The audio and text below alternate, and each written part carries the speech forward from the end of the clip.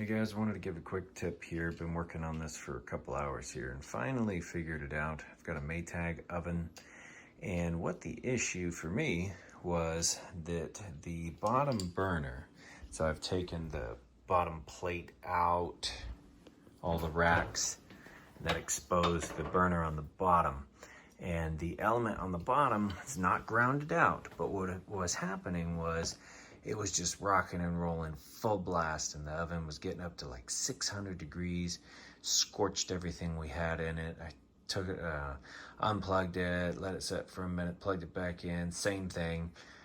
It was off when it was supposed to be off, but as soon as you hit bake, no matter what you set it at, 170 or 350, didn't matter. It just rock and rolled. And I didn't let it get up past 550 once I knew there was an issue, just to see what it was doing. The top burner is working fine. It's just that bottom burner was just going glowing red, way too hot. So I dug into it and I checked the temperature sensor up there in the corner. It was good. I checked the element. It was good. Nothing was grounded out. And so after following all the steps, it came to be the board. The board was the issue.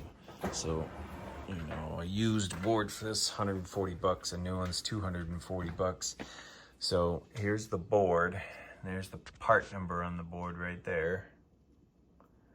Yeah, so you can look it up. It's expensive. Anyway, what it ended up being was these little guys right here is what was on it. The two orange ones are the replacements for this. Let me see if this will focus in for it. This here. There it is. So that's what needed to be replaced.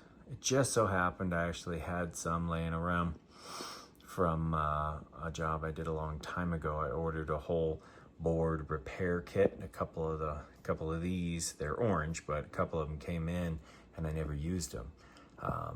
But that's what the issue was. Now you can get a 2-pack of these on Amazon if you search this number right up here, the OZSS112LM1F. If you search that on Amazon, you get a 2-pack for 10 bucks with free Prime shipping. So I swapped those two out, and it wasn't too hard. This board's not coated in silicone, so it was pretty easy to pop the old ones off, solder the new ones in, and boom, it worked. And I tried doing the bottom one first, didn't seem to make a difference.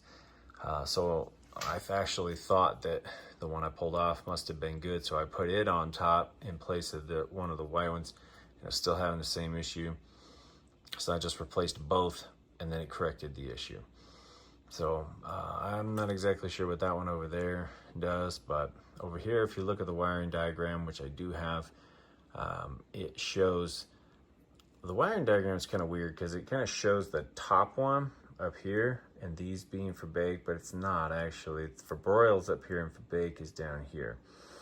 And so that was the one I swapped out first, but it didn't make a difference the first time I swapped it out. So then I swapped it out up here. And what it does is it cycles between these two when it's getting up to temperature. It goes from top broil to bottom, top to bottom. So maybe if one's bad, they just won't work correctly. I don't know, but I had to replace both in order to get it to work. And once I did that, it worked fine. So yeah, don't spend 240 bucks on a board for 10 bucks, in a solder gun. You can fix the issue. These are real easy to take apart. You just take out, I think I took out a total of 7 screws, and the back paneling came off. And so the last 2 screws I took were to take this panel that covers up your wire. That comes off, the whole thing just falls off. Super easy to get to, and then boom, there it is. All you have to do to get this out, so you pop these 4 off, and then there's these little tabs up here. Let me unplug this real quick. Okay, so anyway, these little tabs down here, to get this out, all you do is just take a little flathead screwdriver and press them down. Then once you've done 1, 2, 3, 4, and then 4 across the top, this just pulls right out. Then to put it back in, you're just gonna reverse that, just push in. Be super careful. Looks like that one's already in. That one's already in up top. Be super careful. Popped out. There it is. Okay, so mine's back in place. All 8 little tabs. And it's good to go. So save the oven. Hopefully this video can help somebody out if you're inclined to try to fix it yourself and save a little money. It really just boils down to a little solder job, and I'm not the best solder person in the world, that's for sure. And if I can do it, anybody can do it.